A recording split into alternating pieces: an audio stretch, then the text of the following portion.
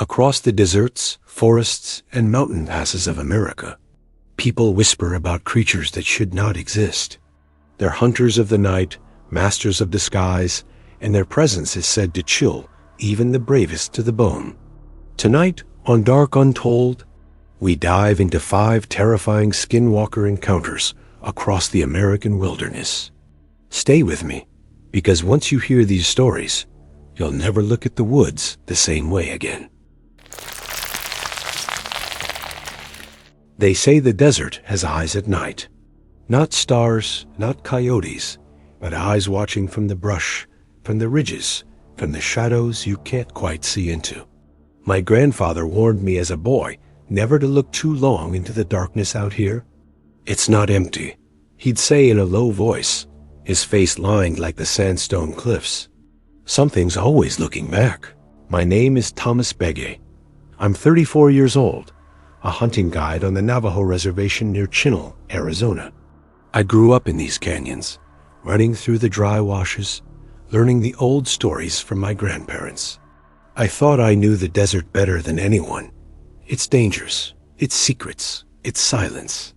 But one night 2 years ago, guiding a hunter from Flagstaff, I learned that the desert still keeps things hidden. Things even my grandfather's warnings couldn't prepare me for. The man I was guiding, Steve, was eager, the kind of city man who wanted the thrill of the hunt more than the meat. He paid well, though, and I agreed to take him out to the high mesas, where mule deer were known to roam. It was October, cold winds sweeping in early, the sky so clear the stars felt close enough to touch. We set camp near the base of a canyon wall, and as night fell, Steve pulled out his brand new pair of night vision goggles. "Ever tried these?" he asked, grinning like a boy with a toy. I shook my head. "My eyes are enough," I told him. But he insisted, holding them out. Against my better judgment, I strapped them on and lifted them to my face. The desert changed instantly. What had been shadows and vague shapes sprang to life in a ghostly green glow. Rocks, brush, the outline of the canyon rim all sharp and alive. But it wasn't just the land I saw. At the edge of camp, maybe 50 yards out, stood a shape. A man, or what looked like a man, tall and thin, limbs too long, its body motionless. I pulled the goggles down, heart thumping, and the space was empty. Nothing there.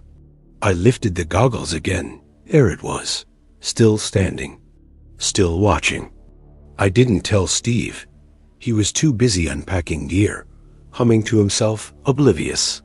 I handed the goggles back with a weak excuse about them making me dizzy. But all through the night, I felt the hairs rise on my arms, like eyes were pinned to my back. Later, after Steve went to sleep, I sat by the dying fire, clutching my rifle for comfort. The desert was quiet, but not peaceful. It was a smothering silence, heavy, alive. I remembered my grandfather's words. Don't look too long into the dark. It looks back.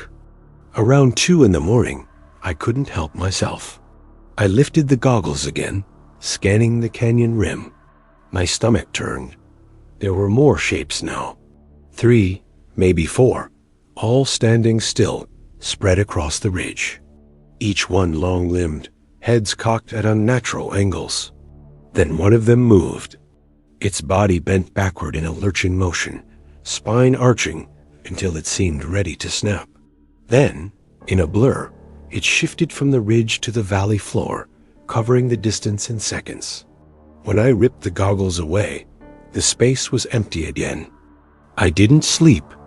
Every crack of rock, every whisper of wind set me on edge. At dawn, I shook Steve awake, insisting we move on. He groaned but packed up, and I told him a storm was coming, though the sky was as clear as glass. I just wanted distance between us and that canyon. We hiked higher into the mesas, following deer tracks through the scrub. Steve was focused on the hunt, his eyes scanning for movement, while mine darted to every shadow. The smell of sage and juniper should have calmed me, but even in daylight, I felt uneasy. By evening, We found a spot overlooking a valley where deer often grazed at dusk. We set up, rifles ready. As the sun bled into the horizon, Steve grinned and pulled out the night vision goggles again. "You sure you don't want another look?" he asked. I wanted to say no. God, I wanted to. But something inside me, a mix of fear and stubbornness, made me take them. I raised them slowly, dread sinking like a stone in my stomach. The valley lit up in green. At first, nothing, just rocks and brush. Then, movement. Low to the ground, crawling, dragging itself along the sand. Not deer, not anything I'd seen before. Its arms were too long, stretching out like spider legs, fingers clawing the dirt. It lifted its head, and I nearly screamed. The face, or what should have been a face, was wrong. The features blurred, shifting, like clay not yet molded. For a moment, it looked like Steve, and like my grandfather, then like me. I tore the goggles off, chest heaving. "We're leaving," I snapped. Steve laughed, shaking his head. "You're spooked by coyotes, man. Relax." I grabbed his arm, voice low and shaking. "That's not a coyote. That's not anything you want to see." But he pulled away, annoyed, raising the goggles himself. His smile faded almost instantly. "What the hell is that?" he whispered. I didn't wait for an answer. I packed up our gear, urging him to follow. But Steve, he made the mistake of curiosity. He kept the goggles up, staring too long. The thing must have noticed. We heard it then, the sound of something moving fast, too fast, through the brush. A scraping, clicking noise, like claws on stone. Steve dropped the goggles, panic flooding his face. "It's coming." We ran. God help me. We ran through that valley like prey. My lungs burned, legs screaming, but I didn't stop. Behind us, the noises grew louder, closer, and I swore I could hear my voice mocking me, repeating the words I'd shouted at Steve. When we finally reached the truck, I shoved Steve inside and peeled out, gravel spitting under the tires. In the rearview mirror, just for a second, I saw it. A tall silhouette at the edge of the valley, still and watching. We didn't speak the whole drive back. At the reservation edge, Steve muttered something about never coming back, about selling his gear, and he left without saying goodbye. I haven't seen him since. But me, I can't forget. Every night when I close my eyes, I see the valley glowing in sickly green, shapes crawling just beyond sight. Sometimes I hear voices in the dark, speaking with my own tongue, words I never said. I threw away those night vision goggles. But sometimes I wonder if it matters. Because maybe the desert doesn't need help to see us. Maybe it's always watching. And maybe, just maybe, now that I've looked too long, it's never going to stop looking back. I've always believed the desert could swallow a person whole. Not with sandstorms or sinkholes, but with silence. An emptiness that presses down on you until your mind fills the void with things you'd rather not think about. My name is Daniel Reed, and I've worked as a surveyor for a small company in Flagstaff, Arizona for the last 10 years. I spend days, sometimes nights, out in the wilderness, charting land parcels no one else dares to touch. You'd think I'd be used to solitude. But what happened to me 2 summers ago, out in the desert near Winslow, proved that silence isn't the worst thing the desert has to offer. It was late July, sweltering heat clinging to my skin even after the sun dipped below the jagged horizon. I had been sent to map a stretch of barren land that was supposedly slated for development, though I doubted anything could thrive out there.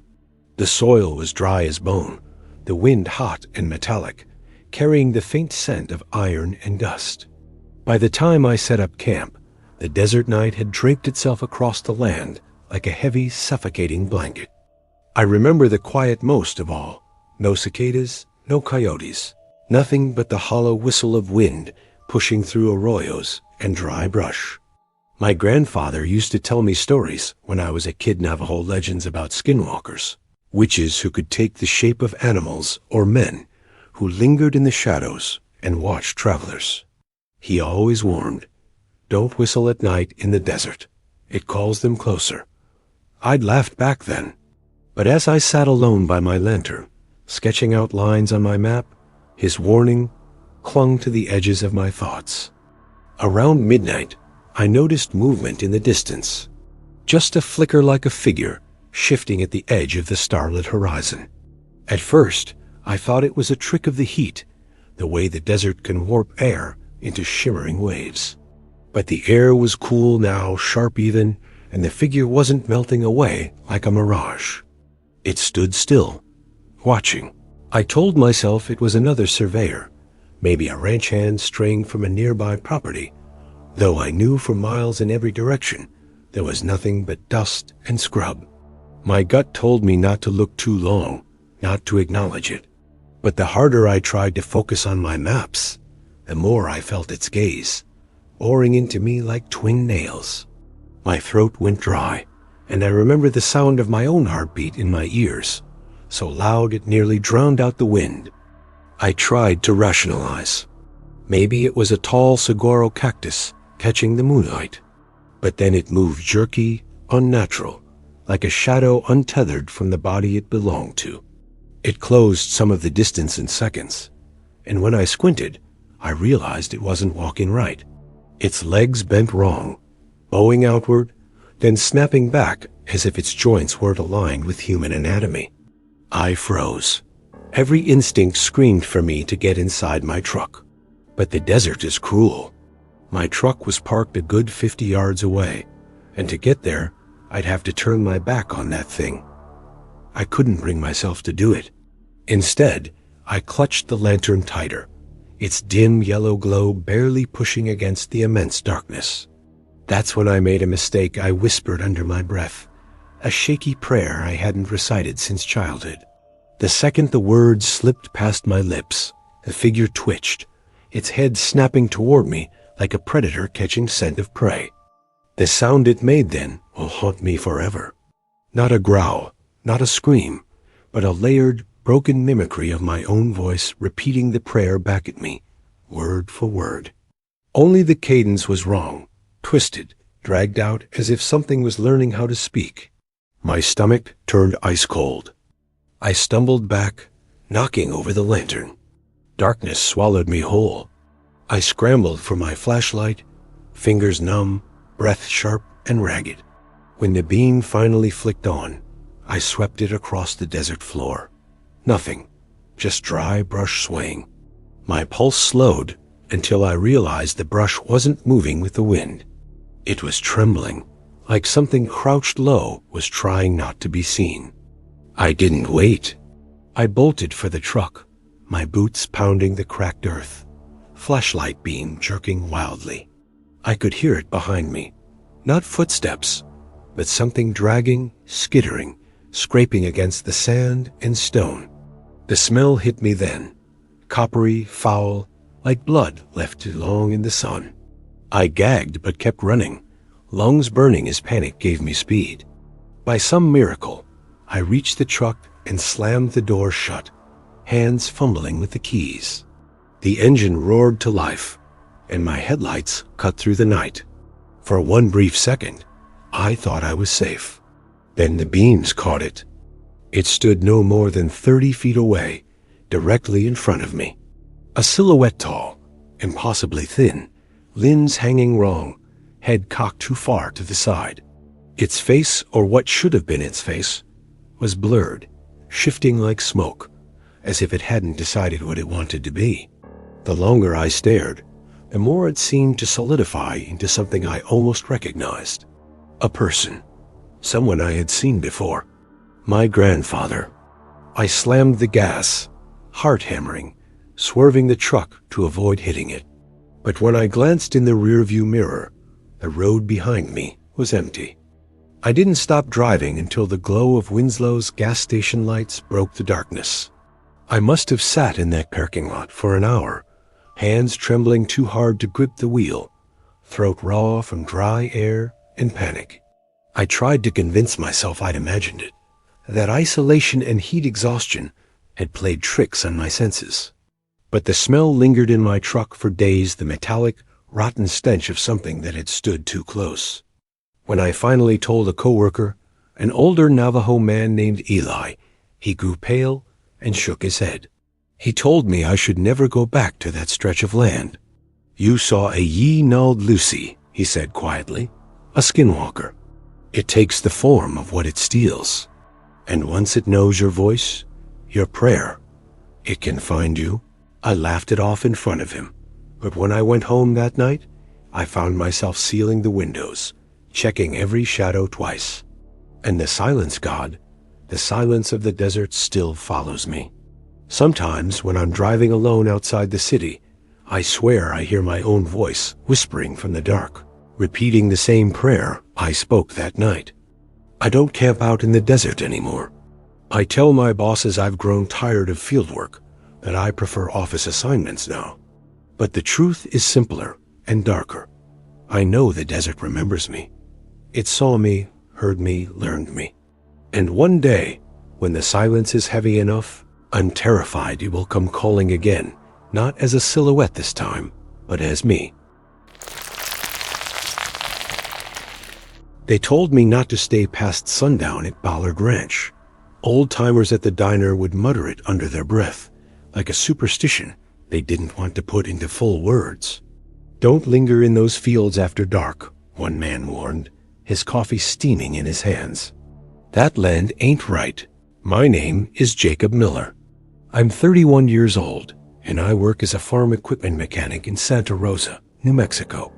When machinery breaks down on remote ranches, I'm the guy they call. I've been to plenty of lonely places across the state, but none unsettled me like Ballard Ranch. I got the call in late September, right after a storm had torn through. The rancher, an older man named Henry Ballard, said his tractor had stopped working in one of his far fields. I agreed to drive out that evening, figuring I'd take a quick look and finish before dark. But ranches sprawl wider than you think, and by the time I rolled my truck down the dirt road toward his property, the sky was already bruising with twilight. Henry greeted me at the gate. Thin man, wiry, with hands that looked like they'd been carved from rope and leather. His eyes were tired, shifting over my shoulder like he was watching the horizon more than me. "Best get it fixed quick," he said. "Don't want to be out in that field after dark." I chuckled nervously. "Coyotes?" He just shook his head, lips tightening, and pointed me toward the broken tractor, half a mile out. The field was enormous, a flat expanse of dry grass that waved in the cool wind, smelling of earth and hay. The tractor sat dead center, its hulking frame casting a long shadow as the sun slipped lower. I knelt beside it, toolbox clanking, and got to work. At first, it was just quiet. Too quiet. The kind of silence where you realize you can't hear insects or birds or even the faint hum of distant highways. Just the whisper of wind through grass, long and steady, like breath on the back of my neck. As I worked, I thought I saw something flicker in the corner of my vision movement in the grass. I stood up, scanning. Nothing. Just endless golden stalks rippling. I shook my head, blaming the dying light.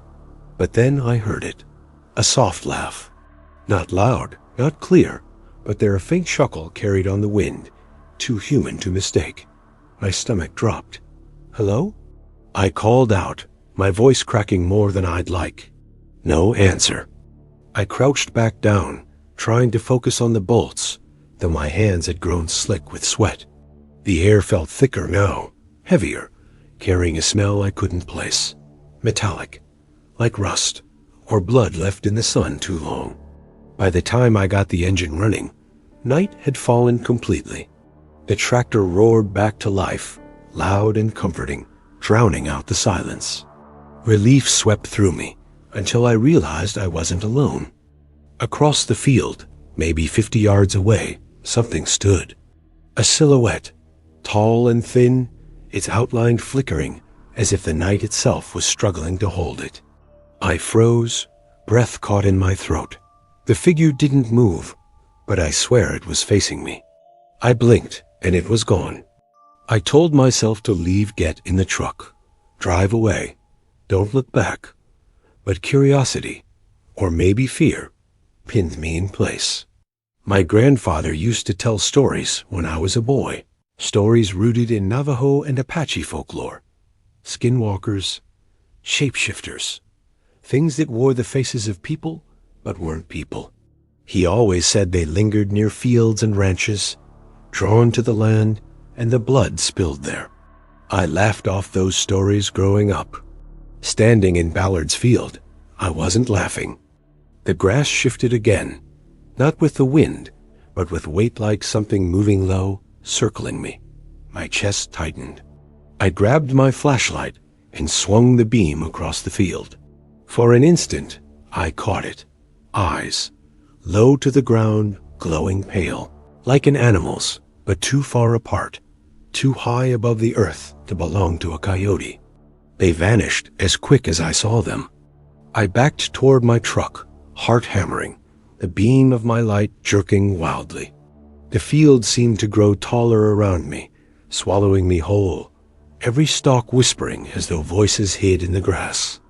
I could almost make out words, my name strung faintly on the wind. Then I heard footsteps. Behind me, heavy, dragging, too close. I spun around. Nothing. Just my own truck waiting like a lifeline in the dark. But then, a new sound laughter again. Only this time, it wasn't faint. It was right in my ear, warm breath brushing my neck. I bolted. I don't remember dropping my tools. Don't remember slamming the truck door. I only remember the headlights flaring, carving through the dark, and for a split second, they lit up the field. Dozens of figures stood there. Tall, bent, their limbs too long, their faces blurred like heat rising off asphalt. Each one cocked its head in unison, staring. My stomach lurched with the certainty that they'd been there the whole time, waiting for me to notice. I floored the gas. Gravel spit behind me as the truck roared away, the field shrinking in my rearview mirror. But the figures they didn't chase. They just stood, fading into the dark, as though they knew they didn't need to follow. When I reached the ranch house, Henry was waiting on the porch, arms crossed. He didn't ask why I was pale, shaking, or why I'd left half my tools behind. He just nodded slowly, almost sadly, like he already knew. "You saw him," he said. Not a question. I swallowed hard, my throat raw. "What are they?" His eyes shifted to the field, glinting with something between fear and resignation. Not mine to name. They've been here longer than the ranch, longer than my family. Some say they're skinwalkers. Some say they're the dead, bound to this land. Doesn't matter. The rule's the same. Don't stay in the fields after dark. I didn't answer. I just got in my truck and left, the engine rumbling louder than my thoughts. But as I drove away, the smell lingered on me, that same metallic tongue, sharp and foul. And when I closed my eyes that night, I could still see the figures lined up in the headlights, their faceless bodies swaying like the grass around them. I don't take jobs at Ballard Ranch anymore. I make excuses, send others, anything to stay away. But sometimes, when I'm working late on another farm and dusk creeps in, I swear I see movement in the far fields. A silhouette, a face trying to form. And I hear laughter, soft and close, though I'm alone. I think the fields remember me. And I'm terrified one night they'll decide to come closer. I was always told never to wander into the forests around Moab after dark. The locals spoke of strange noises, shadowed figures, and whispers that traveled through the pines with no wind to carry them. At first, I dismissed those warnings as small-town superstition. I was an outsider, a Park Service intern assigned to monitor trails and wildlife activity. My name's Daniel Harper, 25 years old, originally from Colorado. I thought I had seen enough wilderness to know what was real and what was just folklore. But what happened to me that October night still makes me question whether the forest around Moab hides something far older and darker than I could ever comprehend. It started innocently enough. My shift had run late.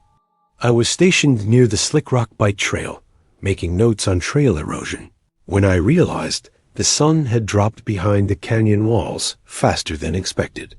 By the time I packed up my notebook, the last streaks of orange were dissolving into deep violet. The desert chill set in quickly, and I debated whether to cut through the edge of the forest to shave time off my walk back to the bunkhouse. I had been told countless times not to take that path, but logic overrode superstition. I had a flashlight, I knew the terrain, and I was tired. I told myself it was just trees, dirt, and silence. Nothing more. At first, it really was nothing more.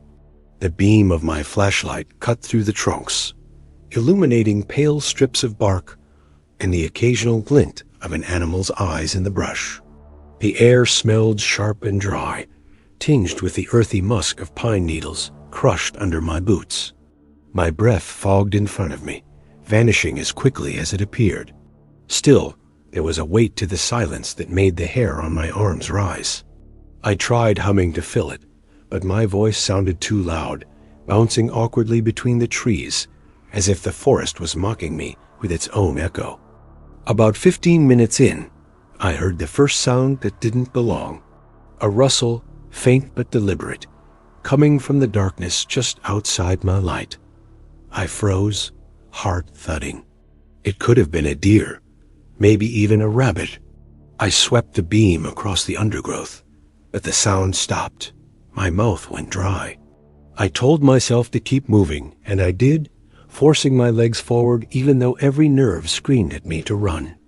That was when I caught the glimpse. It was so quick, I thought my mind was playing tricks on me, but I swear I saw too tall, a silhouette between the trees. The shape was wrong, its limbs too long, its stance too rigid, like it wasn't built to move the way it did. My hand trembled so hard, the flashlight jittered in my grip, scattering shadows like fleeing insects. I told myself it had to be a trick of the beam, but deep down, I knew it wasn't. I pushed forward, walking faster now, my boots crunching against fallen twigs. The smell in the air changed too. At first, it was subtle, a sour musk like wet fur. Then it grew heavier, thicker, almost metallic, as though blood had been spilled somewhere close. My stomach twisted, and I pressed my sleeve over my nose, gagging against the stench. The forest around me seemed to close in, every tree a looming figure, every shadow a threat. Then came the whispers, soft, almost too faint to hear, threading through the stillness. At first, I thought it was the wind, but there was no breeze. The whispers carried words I couldn't fully make out, fragmented syllables like leave and mine. I spun in circles, trying to find the source, but there was nothing, no one. Just me, my flashlight, and the suffocating dark. I stumbled forward, panic clawing at my chest, when the beam of my light caught something on the ground. A set of tracks. Not deer, not coyote.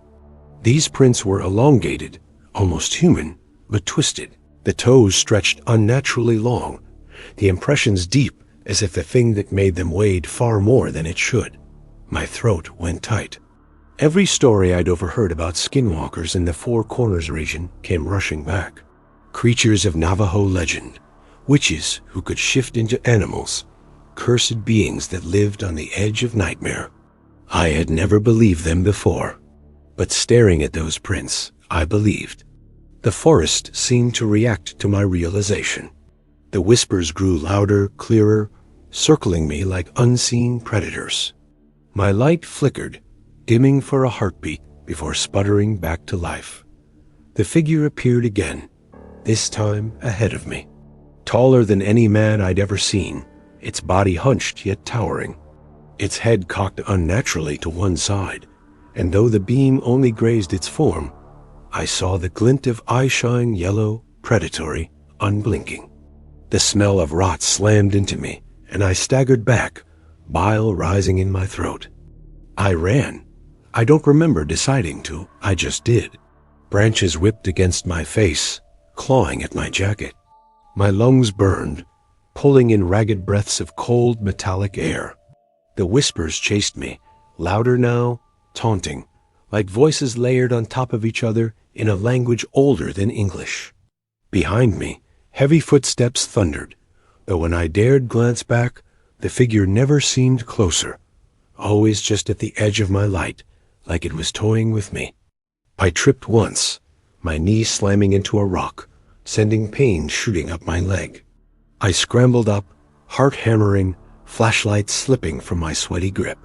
It hit the ground, rolling, its beam cutting sideways across the trees, and in that slanted glow, I saw it fully for the first time. Its skin hung loose, stretched thin over bones that seemed too sharp, too angular. The face was wrong, shifting, as though it couldn't decide which shape to take, sometimes a coyote's snout, sometimes a hollow, eyeless mask of something human. Its mouth opened, revealing teeth that weren't teeth at all, but jagged shards, and it let out a sound that wasn't a growl, wasn't a scream, but something in between. A sound that made my blood turn to ice. I grabbed the light and ran again, sobbing openly now, the tears freezing on my cheeks. My only thought was to reach the clearing, the trailhead, anything that wasn't this cursed forest. The trees seemed endless, though, shifting in ways that made no sense, as if the path itself was alive and conspiring against me. My sense of direction unraveled, and I was no longer sure if I was heading toward safety or deeper into its domain. Finally, through the darkness, I saw the faint outline of the fence near the old service road. Hope surged in me, fragile and desperate.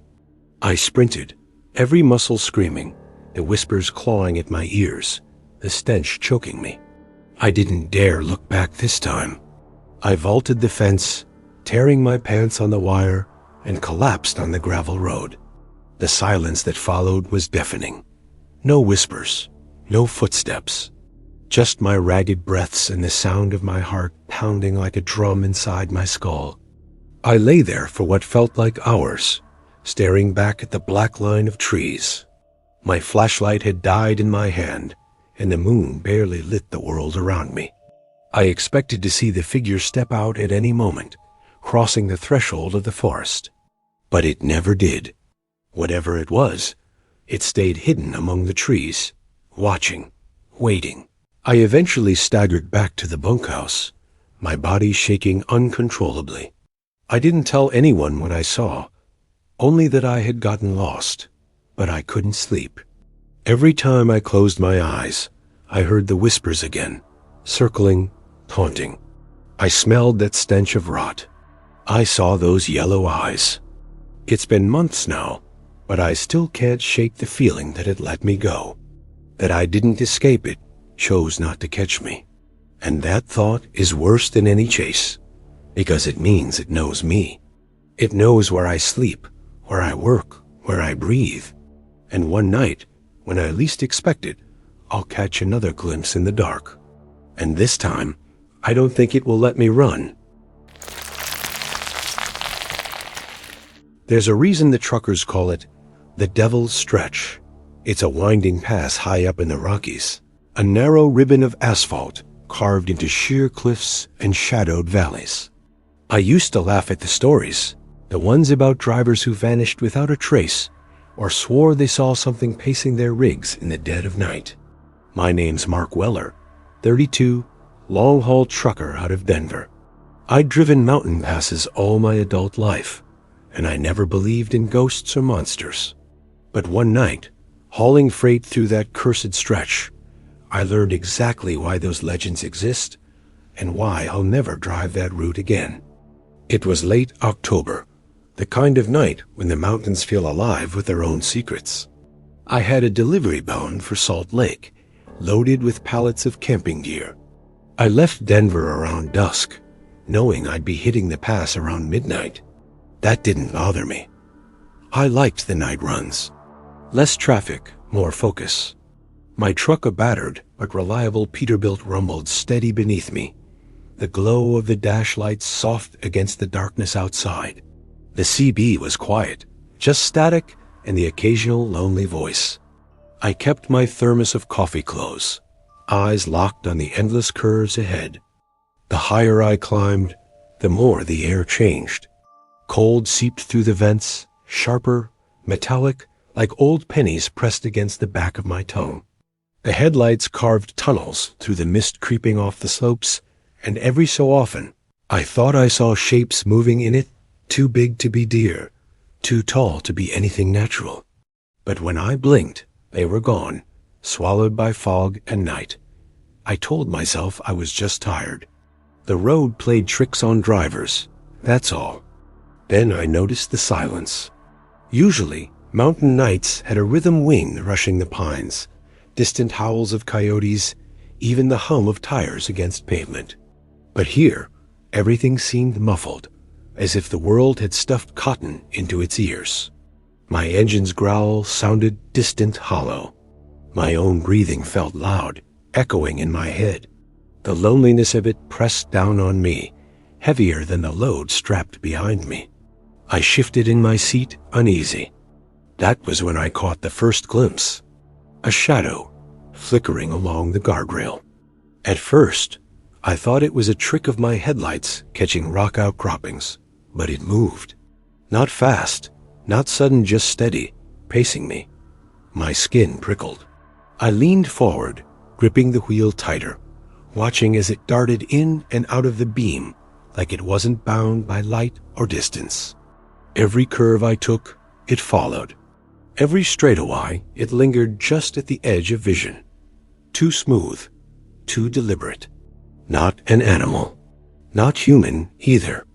My CB crackled then, sharp and unexpected, a burst of static that made me jolt. Through the hiss, a voice slipped in. Don't stop. Don't look at it too long. Then silence. No handle, no channel, nothing. Just dead air. I stared at the radio, heart hammering. Had I imagined that? No one else was supposed to be out here. But the voice had been real low, urgent, almost afraid.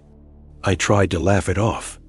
Tried to convince myself I was spooking myself with campfire tales. But deep down, I knew better. My granddad had once told me about the Ute legends of these mountains, about shadow spirits that haunted high passes, feeding on lost travelers. I had brushed him off as a kid. Now, alone in that truck with the shadow keeping pace, I wasn't so sure. Miles dragged on. The pass twisted, climbing higher into blackness, and the shadow grew bolder. I started seeing it not just outside, but flickering across my windshield, like something tall walking alongside me, despite the drop-offs and cliffs. My mirror showed nothing but darkness, but every so often, I'd catch a blur, long arms, too many joints, a head that bent at angles no neck should. My mouth went dry, coffee forgotten. Sweat slicked my palms, even though the cab was icy. Then came the smell, faint at first, then overwhelming. Rot mixed with iron like meat left to sour in the sun. It filled the cab, though my vents were closed, thick enough to gag me. I coughed, yanking my shirt over my nose, eyes watering. That was when my headlights cut out. 1 second they lit the road. The next, blackness swallowed everything. My truck kept moving, engine strong, but I was blind. Only the dashboard glowed weakly, leaving me adrift in a sea of shadows. I slammed the switch, hit the brights, even smacked the side of the console in desperation. Nothing. The world outside was gone, but not empty. I felt it, the presence closing in. Heavy, deliberate footsteps matching the hum of my tires. My chest tightened, every instinct screaming to stop, to flee. But the voice on the CB came back to me. Don't stop. Don't look at it too long. I gripped the wheel and kept driving, praying muscle memory would guide me through the turns. My hands shook so badly, I nearly lost control, but somehow the truck stayed steady. Out of the corner of my eye, movement swelled. Something leaned close to the passenger window, closer than any guardrail or cliff should allow. I refused to turn my head. Still, I saw enough. A pale face, stretched thin, features blurred as if they couldn't settle on what they wanted to be. Eyes like pits. A mouth opening too wide, showing darkness deeper than the night outside. It whispered against the glass. Not words, not sounds, but something that slithered into my skull, making my vision pulse with black spots. I shouted, slamming the horn, the blast echoing into nothingness. And just like that, the headlights flared back to life. The road snapped into focus, inches from the cliff's edge. I yanked the wheel, my rig shuddering, tires squealing. The trailer fishtailed but held, and I dragged us back onto asphalt. My chest heaved, sweat soaking my shirt. My pulse felt like it was going to tear through my throat. For a mile, 2, maybe more, I didn't see it. Just winding road and endless black forest. I dared to hope it was gone, some hallucination born of exhaustion and mountain lore. But then the CB crackled again. This time, no static. Just a laugh low, guttural, inhuman. It filled the cab, bouncing off the windows, vibrating in my bones. I ripped the radio's plug, tossing it to the floor, but the laugh lingered, fading only after long, agonizing seconds. When I finally reached the end of the pass, I pulled into a gas station on shaking legs. The attendant stared at me like I'd seen a ghost. Maybe I had. My truck reeked of that smell, though I couldn't explain it. I checked the trailer, half expecting claw marks or dents. Nothing. Just my freight, untouched, normal. I didn't tell the guy what happened. What could I say? That a shadow had chased me down the Rockies, tried to drag me into the void? He wouldn't believe me. Hell, I barely believed myself. But even now, weeks later, I still can't shake the feeling that it didn't stay behind. When I park at night, I see something flicker across the far end of the lot. When I close my eyes at a rest stop, I hear footsteps outside my cab. Sometimes when the static kicks up on my CB, I swear I hear that same voice whisper, patient and mocking. I know one thing for certain. That shadow wasn't bound to the pass. It followed me, and it's waiting for me to take the wheel again.